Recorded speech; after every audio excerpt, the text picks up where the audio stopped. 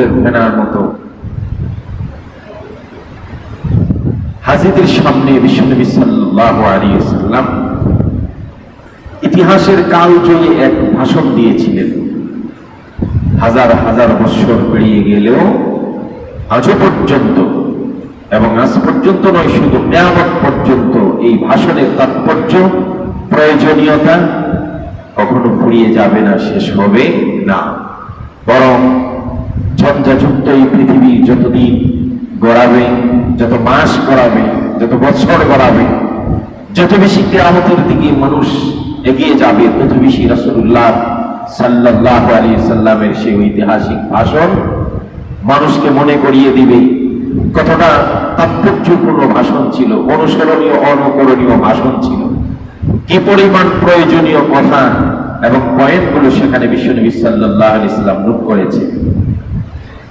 আরো আশ্চর্যের বিষয় হলো, রাসূল করিম সাল্লাল্লাহু আলাইহি সাল্লাম যখন ভাষণ দিয়েছিলেন, বিদায় হজ্জের ভাষণ আরাফার মাঠে, তখন খ্রিস্টীয় সাল ছিল 632।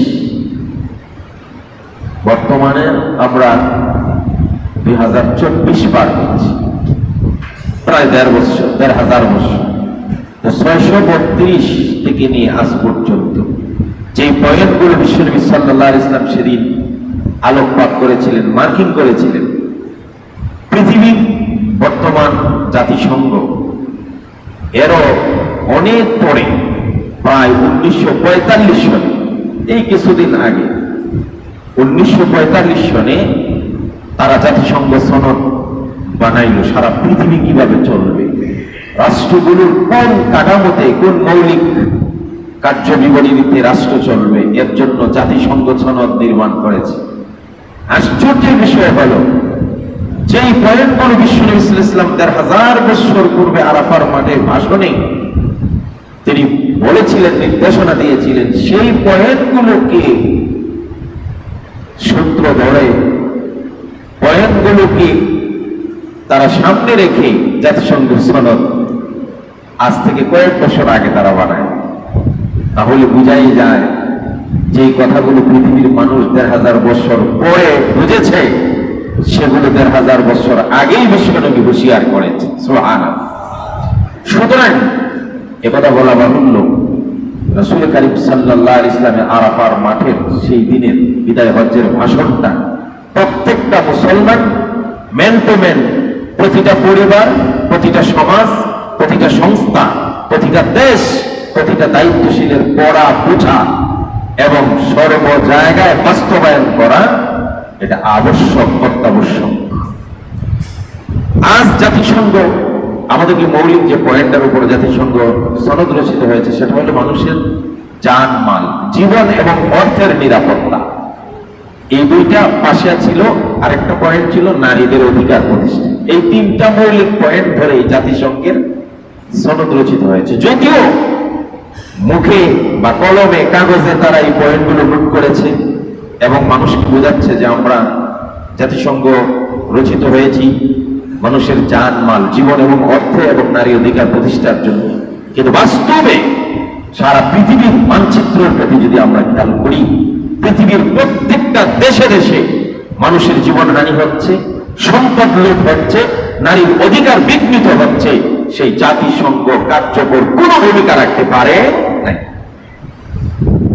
1000 বছর পূর্বে রাসূল করিম সাল্লাল্লাহু আলাইহি সাল্লাম যেই পয়েন্টগুলোর উপর প্রদত্ত ভাষণটা ছিল, আমি একে একে সেই পয়েন্টগুলো একটু স্মরণ করিয়ে দিয়ে এর গুরুত্ব আপনাদের সামনে পেশ করার চেষ্টা করব ইনশাআল্লাহ। পয়েন্ট নাম্বার 1, সর্বপ্রথম রাসূল করিম সাল্লাল্লাহু আলাইহি সাল্লাম হামদ এবং সালাতের পরে তিনি শুরু করলেন 1 নম্বর পয়েন্টের উপর, জীবন এবং সম্পদের নিরাপত্তা নিশ্চিত করা প্রত্যেকটা মুসলমান মুমিন ইমানদারের উপর লাজিম, আবশ্যক। এটা রাসূলুল্লাহর আদেশ। আজ যতগুলো সংগঠন গড়ে উঠছে, যতগুলো সমাজ গড়ে উঠছে, দেশ গড়ে উঠছে, আন্তর্জাতিক সংঘ বা সংস্থা গড়ে উঠছে, প্রত্যেকের মৌলিক কার্যাবলীর একটা গুরুত্বপূর্ণ পয়েন্ট হলো জীবন এবং অর্থের নিরাপত্তা আমরা নিশ্চিত করব। আমার সমাজে মৌখিকভাবে যে নিয়ম নীতিগুলা আমরা চালু করি, সেখানে এটাও আছে যে কারোর উপর কেউ অন্যায়ভাবে হাত উঠাবে না, কাউকে কেউ অন্যায়ভাবে মারবে না, কারো সম্পদকে অবৈধভাবে দখল করবে না। এগুলা কিন্তু আমাদের সমাজের রীতিনীতি আছে, এবং কেউ যদি এর বিঘ্নতা ঘটায় তাহলে তার বিরুদ্ধে আমরা অ্যাকশন নিই। আল্লাহ রাসূল সাল্লাল্লাহু আলাইহি ওয়াসাল্লাম সেই 1000 বছর আগে কি বললেন? আম্মা বা'দ, ভাষণ দিচ্ছেন রাসূল করিম সাল্লাল্লাহু আলাইহি ওয়াসাল্লাম। আই বা'দাল হামদি ওয়াস সালাত আইয়ুহান নাস ইসমাউ মিন্নি উবাইয়িনু লাকুম فإني لا أدري لعلي لا ألقاكم بعد عامي هذا في موقفي هذا। নবী করিম সাল্লাল্লাহু আলাইহি সাল্লাম বললেন, হে আমার সাহাবায়ে কেরাম, আরাফার মাঠের শ্রোতাবৃন্দ শুনে রাখো, আজ আমি একটি বিষয় তোমাদের সামনে পরিষ্কার বলে দিতে চাই। হয়তো বা আল্লাহ ভালো জানেন আগামীতে আজকের পরে এই মাঠে এই জায়গায় তোমাদের সাথে আমার আর সাক্ষাৎ নাও হতে পারে, আমি জীবনে বেঁচে নাও থাকতে পারি, আরাফার মাঠে আমি আর হাজিরা নাও দিতে পারি। এই জন্য গুরুত্বপূর্ণ কিছু কথা আজ তোমাদের সামনে বলে যাই। ইসমাউ, ভালো করে শুনো। 1 নম্বর কথা, আইয়ুহান নাস ইন্না দিমাআকুম ওয়া আ'রাদাকুম হারামুন আলাইকুম কাহুরমাত ইলা আন তালকাউ রাব্বাকুম কাহুরমাত ইয়াউমিকুম হাযা ফি শাহরিকুম হাযা ফি বালাদিকুম হাযা। বুখারী শরীফের হাদিসে এসেছে, আল্লাহর নবী সাল্লাল্লাহু আলাইহি সাল্লাম সাহাবায়ে কেরামকে লক্ষ্য করে বলেন, আজকের দিনটার নাম কি? সাহাবায়ে কেরাম সংখ্যায় পড়ে গেলেন কি আজকের দিন তো আরাফার দিবস নয়, জিলহজ। নবীজি কি এই দিনের নাম পরিবর্তন করে অন্য কিছু রাখতে চাচ্ছেন নাকি? কিন্তু রাসূলুল্লাহ জিজ্ঞেস করলেন, আজকে কি আরাফার দিবস নয়? সাহাবীরা বললেন, ইয়া রাসূলুল্লাহ, অবশ্যই আজকে আরাফার দিবস।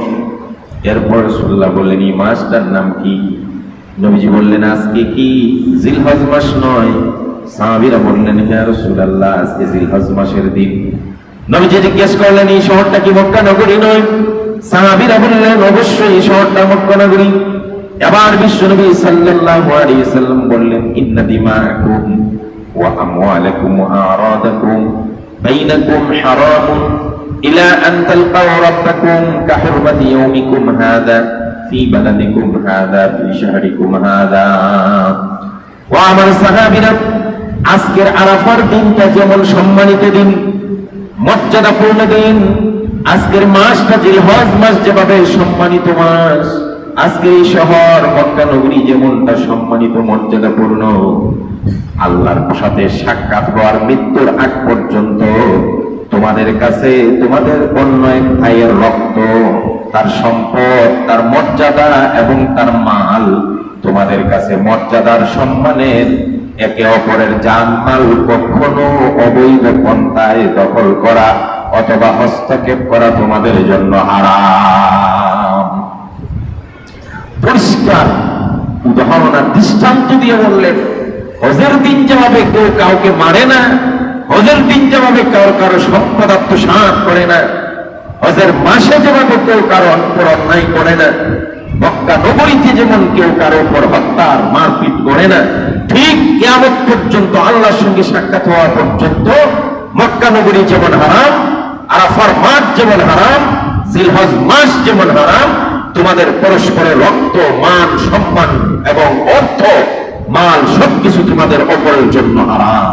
সুবহানাল্লাহ, কত বড় বিধান রাসূল করিম সাল্লাল্লাহু আলাইহি ওয়াসাল্লাম রচনা করে গেছেন। কিয়ামত পর্যন্ত যদি মুসলমান নয়, সারা পৃথিবীর মানুষ রাসূলুল্লাহর এই ভাষণের পয়েন্টটাকে গুরুত্বের সাথে বিবেচনা করে বিশ্বাস করুন, আল্লাহর জমিনে একটা জুলুম, অন্যায় আর অবৈধ দখলদার হবে না। এই ছিল রাসূল করিম সাল্লাল্লাহু আলাইহি সাল্লামের 1 নম্বর মিশন। আজ প্রাসঙ্গিকভাবে বলতে চাই, যেটা জাতিসংঘ মানুষদেরকে আইওয়াশ করার জন্য তাদের জাতিসংঘ সনদের মধ্যে লিখেছে, মানুষের জানমালের নিরাপত্তা নিশ্চিতকরণ, এটা আমাদের 1 নম্বর কাজ। অথচ সেই জাতিসংঘকে বৃদ্ধাঙ্গুলি দেখিয়ে যখনই জাতিসংঘ থেকে একটা আইন জারি করে যে যুদ্ধবিরতি, ফিলিস্তিন এবং ইসরায়েলের মধ্যে যুদ্ধবিরতি, আজকে থেকে অনির্দিষ্টকালের জন্য আর কেউ কারো উপর হামলা করবে না। এই আইন যেদিন পাশ করে এর পরের দিন ইসরায়েল সবচেয়ে বড় আক্রমণটা করে। কথা বলেন ঠিক কি? কিছুদিন আগে বাংলাদেশে কোকা কোলার একটা বিজ্ঞাপন তৈরি হয়েছে। আমার দেশের কিছু কুশলী পরিচালক অভিনেতারা সেই কোকা কোলার বিজ্ঞাপনের মধ্যে যে মেসেজটা দেওয়ার চেষ্টা করেছে, তারা বলছে তারা দেখছে যে কোকা কোলা এই দেশের মানুষ খাচ্ছে না মুসলমানরা, তো এই জন্য মুসলমানদেরকে ধোঁকা দেওয়ার জন্য নতুন ভাবে কায়দা করেছে যে ফিলিস্তিনের মাটিতে কোকা কোলার কোম্পানি আছে, সুতরাং তোমরা কেন কোকা কোলা খাবে না। এর আগে আমি বলে রাখি, কোকা কোলা কেন আমরা খাবো না? ইসরায়েলের কোনো পণ্যই না ব্যবহার না করা উচিত, বিশেষভাবে কোকা কোলা, কারণ এরা সরাসরি ইসরায়েলকে ফিলিস্তিনের বিরুদ্ধে যুদ্ধ করার জন্য অর্থ যোগান দেয় সরাসরি, এবং ঘোষণা দিয়ে দেয় সেটা। এই জন্য কোকা কোলার বিরুদ্ধে বেশ সবচেয়ে বেশি সোচ্চার হওয়া উচিত। তো ফিলিস্তিনের মাটিতে কোকা কোলার কোম্পানি আছে, আমরা কেন খাবো না? কথাটা তো খুব সুন্দর, চমৎকার, কিন্তু এই ধোঁকাবাজেরা মানুষকে এই কথাটা বলে না। ফিলিস্তিনের যেই জায়গাতে কোকা কোলার কোম্পানি দিয়েছে, এটা ফিলিস্তিনিদের হাতে রয়ে নাই, ফিলিস্তিনিদের দখলে রয়ে নাই। এই জায়গাটা ইসরায়েল দখল করে জবরদস্তি করে ওই জায়গার মধ্যে কোকা কোলার কোম্পানি দিয়েছে, আর মানুষকে বোঝাচ্ছে ফিলিস্তিনের মাটিতে কোকা কোলার কোম্পানি আছে। তো আমি যে কথাটা বলছিলাম, এই জন্য ঈদের দিনে আমি বলছিলাম যে কোকা কোলাকে বয়কট করো। মুসলমানদের ইমানি দায়িত্ব যে কোকা কোলার প্রতিটা ফোঁটা ব্যবহার হচ্ছে আমার মুসলিম ভাইদের বিরুদ্ধে রক্ত ঝরানোর কাজে। প্রতিটা টাকা, ইচ মানি, প্রত্যেকটা টাকা ফিলিস্তিনি শিশুদের বুকে ঝরছে, রক্ত ঝরছে, আর সেই কোকা কোলাটা বক করে আমরা গিলছি। এটা মুসলমানদের কাজ হতে পারে না। আমার ভাইকে রক্ত ঝরানোর জন্য আমি সহযোগিতা করবো, এটা হতে পারে না। এই জন্য কোকা কোলাকে বয়কট করা উচিত। এই সমস্ত পানীয় না খেলে কিছু হবে না। তো ইসরায়েল যেদিন যুদ্ধবিরতির ঘোষণা আসে জাতিসংঘ থেকে, সেই দিনই বড় আক্রমণটা করে। পৃথিবীতে লানতপ্রাপ্ত, অভিশপ্ত, প্রতারক, চক্রান্তকারী কোন জাতি যদি থাকে, সেটা হলো ইহুদি জাতি। আমাদের আগে ইনশাআল্লাহ সুম্মা ইনশাআল্লাহ সারা পৃথিবীর মানুষরা এই ইহুদিদেরকে দৌড়াইয়া দৌড়াইয়া পিটাবে এবং মারবে। হাদিস শরীফে এসেছে, ইহুদিরা আত্মগোপন করার জন্য কোন একটা গাছের পিছনে গিয়ে লুকিয়ে থাকবে। গাছের জবান আল্লাহ পাক খুলে দিয়ে বলবেন, তোমরা কে কোথায় আছো? আমার পিছনে প্রতারক ইহুদি লুকিয়ে আছে, তাকে ধরো এবং মারো। এই ইহুদি জাতি মানবতার দুশ্মন, সভ্যতার দুশ্মন, পৃথিবীর দুশ্মন, মুসলমানদের জানের দুশ্মন। কথা বলেন ঠিক? এরা এই বিশ্বনবী সাল্লাল্লাহু আলাইহি ওয়াসাল্লামের খাদ্যের মধ্যে বিষ প্রয়োগ করেছিল। আল্লাহ নবী সাল্লাল্লাহু আলাইহি ওয়াসাল্লামকে বিষ প্রয়োগ করে মারার চেষ্টা করেছিল ইহুদি জাতিরা। এই ইহুদি জাতি তারা নবী করিম সাল্লাল্লাহু আলাইহি ওয়াসাল্লামের ব্যবহৃত চিরুনি নিয়ে খেজুর পাতার ছাউনি দিয়ে সুই মাঝখানে ঢুকিয়ে গিরা লাগিয়ে 11টা জাদু করে ওই চিরুনিটিকে মরা কুয়ার ভিতরে পাথরের নিচে চাপা দিয়ে রেখেছিল। কয়েক মাস পর্যন্ত আমার নবীজি কষ্ট করেছেন, জাদু আক্রান্ত হয়। নবীজির মাথায় গরম হয়ে যেত, ব্যথা করত, যন্ত্রণায় ছটফট করতেন, অনেক চিকিৎসা করিয়েছেন। রাসূলুল্লাহর চিকিৎসায় কোনো কাজ আসে না। শেষ পর্যন্ত জিবরাইল আলাইহিস সালাতু ওয়াস সালাম এসে বললেন, ইয়া রাসূলুল্লাহ, এটা আপনার দুনিয়ার শারীরিক কোনো অসুস্থতা নয়, এটা এমনি এমনি ভালো হবে না। আপনার উপর এই অভিশপ্ত ইহুদিরা জাদু করেছে। এই জাদুর চিরুনিটা অমুক কুয়ার মধ্যে আছে, সেখানে 11টা গিরা লাগানো আছে। সূরা ফালাক আর সূরা নাস, এই দুইটা সূরা আমি আপনার কাছে নাযিল করে দিলাম। এই দুইটা সূরার মধ্যে 11টা আয়াত আছে। একটা করে আয়াত পড়বেন আর ফু দিয়ে একটা করে গিরা খুলবেন, ইনশাআল্লাহ আপনার জাদুর প্রভাব কেটে যাবে। আমার নবীজি সাল্লাল্লাহু আলাইহি ওয়াসাল্লাম জিবরাইল আলাইহিস সালাতু ওয়াস সালামের নির্দেশনা মোতাবেক ওই কুয়া থেকে চিরুনি উত্তোলন করে যখন সূরা ফালাক আর সূরা নাসের একটা করে আয়াত পড়ে পড়ে এক একটা গিরা খুলতে লাগলেন, আমার নবীজির শরীর আস্তে আস্তে ভালো হতে লাগলো। 11টা গিরা খোলা শেষ, 11টা আয়াত পড়া শেষ, আমার নবীজি পরিপূর্ণ সুস্থ হয়ে যান। এই জন্য রাসূল কারীম সাল্লাল্লাহু আলাইহি ওয়াসাল্লাম বলছেন, ও আমার উম্মতেরা, সূরা ফালাক আর সূরা নাস সব সময় পড়ো। সকল জাদু, জিন, পরী ইত্যাদি সমস্ত অপকর্ম থেকে এবং কষ্ট থেকে তোমাদেরকে নিরাপদ করবেন কে? আল্লাহ। সেই ইহুদি জাতি তারাই, অভিশপ্ত ইহুদি তারাই শুধু রাসূলের জীবদ্দশায় কষ্ট দিয়েছেন বিষয়টা এমন নয়। আমার নবীজির ইন্তেকালের পরে যখন রাসূল করিম সাল্লাল্লাহু আলাইহি সাল্লামের মদিনা মুনাওয়ারায় রওজা শরীফে রাসূলুল্লাহর লাশ, আমার নবীজির লাশকে যখন দাফন করা হলো, কয়েক বছর পরে আমার নবীজি এই লাশ যেহেতু মদিনা শরীফের রওজার মধ্যে আছেন, সারা পৃথিবীর মুসলমানেরা আমার নবীজির প্রতি আবেগ আপ্লুত হয়ে ভালোবাসার মহব্বত প্রদর্শন করে মদিনার পানে ছুটে যায়। সেখানে 8 দিন অবস্থান করে হাজী সাহেবেরা 40 ওয়াক্ত নামাজ মসজিদে নববীর মধ্যে আদায় করে, আর প্রতিবার নামাজ পড়ার পরে নবীজির রওজা জিয়ারত করে করে নবীর প্রতি ভালোবাসা তারা উজাড় করে দেয়। সেখান থেকে ইমানি শক্তি নিয়ে আসে। ইহুদিরা চিন্তা করলো, মুহাম্মাদের লাশ যদি ওই রওজার মধ্যে থাকে মদিনায়, তাহলে মুসলমানদের ইমানি শক্তি বাড়তে থাকবে, আবেগ ভালোবাসা প্রদর্শন করবে, রওজাতে আসবে, মদিনায় আসবে। তাই ইহুদিরা চিন্তা করলো রওজা থেকে রাসূলুল্লাহর লাশকে চুরি করার জন্য সুদূর পাহাড়ের মধ্যে, মদিনার পাদদেশে পাহাড়ের মধ্যে তারা অবস্থান করে, সাধু সেজে, সন্ন্যাসী সেজে সেখান থেকে মাটি কুড়া শুরু করে মাটি করতে করতে করতে করতে প্রায় রাসূলুল্লাহর রওজার কাছে সুরঙ্গ করে চলে আসছে, লাশ চুরি করে নিয়ে যাবে। তৎকালীন বাদশা মদিনার গভর্নরকে আমার নবী সাল্লাল্লাহু আলাইহি ওয়াসাল্লামের স্বপ্ন যুগে দেখালেন, তুমি এখানে বসে আছো, ইহুদিরা এখান থেকে আমার লাশ চুরি করে নিয়ে যাওয়ার চক্রান্ত করছে। বাদশার ঘুম ভেঙে গেল। কারা লাশ চুরি করবে তাদের চেহারাও দেখানো হয়েছে স্বপ্ন যুগে। এবার বাদশা মদিনার সমস্ত জনগণকে দাওয়াত দিল। দাওয়াত দিয়া তার স্বপ্নে দেখানো ওই চেহারার সঙ্গে মানুষজনকে মিলানোর চেষ্টা করলো কারা চুরি করে লাশ। শেষ পর্যন্ত মিলাতে মিলাতে শেষ পর্যন্ত পাইল মদিনার পাহাড়ে থাকে 2 জন সাধু আল্লাহওয়ালা। এরা সারাদিন আল্লাহ আল্লাহ আল্লাহ করে মানুষের কাছে দেখায়, রাত হলে মাটি করে কেউ বুঝতে পারে না। বাদশা যখন এই চেহারার 2 জন লোককে দেখল, জিজ্ঞেস করলো মদিনায় এর বাহিরে আর কোনো মানুষ আসেনি? আর কেউ নেই, তবে 2 জন মানুষ আছে বড় আল্লাহওয়ালা, এরকম পাহাড়ের মধ্যে থাকে, সারাদিন আল্লাহ আল্লাহ করে। বাদশা বলল এই 2টাকে ধরে নিয়ে আসো। যখন 2টাকে ধরে নিয়ে আসলো, বাদশা দেখলো স্বপ্নে দেখানো লাশ চুরির চক্রান্তের সাথে এই 2 লোকের চেহারার মিল আছে। এবার তদন্ত করে দেখা গেল পাহাড় থেকে সুরঙ্গ করে করে আমার নবীজির লাশ পর্যন্ত পৌঁছে যায়।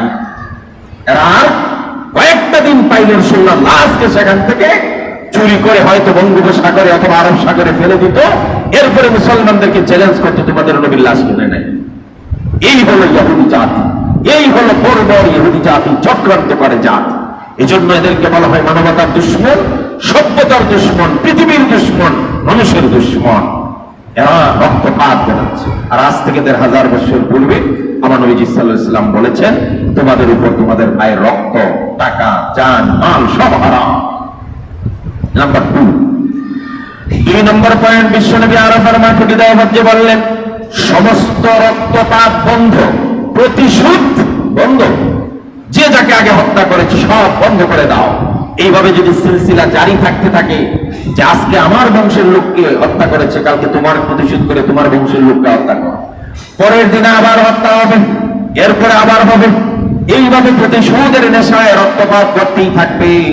এই জন্য পৃথিবী থেকে রক্তপাতকে সমূলে উদ্ঘাটন করার জন্য, মূলোৎপাটন করার জন্য রাসূলুল্লাহ শক্ত হাতে ঘোষণা করলেন, ইন্না দিমা আল জাহিলিয়া মাওদুআ, বর্বরতার অসভ্যতার যুগের যত রক্তপাত আছে আজকে থেকে সব বন্ধ, আরেকটা রক্তপাত করতে পারবে না, কঠিন ভাবে ঘোষণা করলেন। ওয়া ইন্না আউওয়ালা দামিন নাবদাউ বিহি দামি আমির ইবনে রাবিআ ইবনে আল হারিস ইবনে আব্দুল মুত্তালিব। নবীজি বললেন, আর আমার বংশের আব্দুল মুত্তালিবের বংশের একটা রক্তপাতের ঘটনা আছে, যেটার প্রতিশোধ এখনো আমরা নেই। রাসূলুল্লাহ বললেন, তার নাম হলো আমির ইবনে রাবিআ। এই আমিরকে যারা মারছে তাদের প্রতিশোধ নেওয়ার উচিত ছিল, কিন্তু আজকের থেকে যেহেতু আমি রক্তপাত বন্ধ ঘোষণা করেছি, আমার বংশের রক্তপাতের প্রতিশোধ আমি নিলাম না, আমি প্রথম বন্ধ করলাম আমার বংশের রক্তপাত। সুতরাং তোমরা কেউ রক্তপাত ঘটাবে না। রাসূলুল্লাহ সাল্লাল্লাহু আলাইহি ওয়াসাল্লাম খুব বড় ভালোবাসা দিয়ে মাফ করে দিলেন, বললেন আমার বংশের কোন রক্তপাতের প্রতিশোধ আমি আজকে থেকে আর নেব না। 3 নম্বরে রাসূল করিম সাল্লাল্লাহু আলাইহি ওয়াসাল্লাম আরেকটা জিনিসকে মূলোৎপাটন করলেন, বন্ধ ঘোষণা করলেন, সেটা হলো সমাজের মারাত্মক একটা ব্যাধি, মহামারী আকারে এই ব্যাধি সমাজে ছড়িয়ে পড়েছে।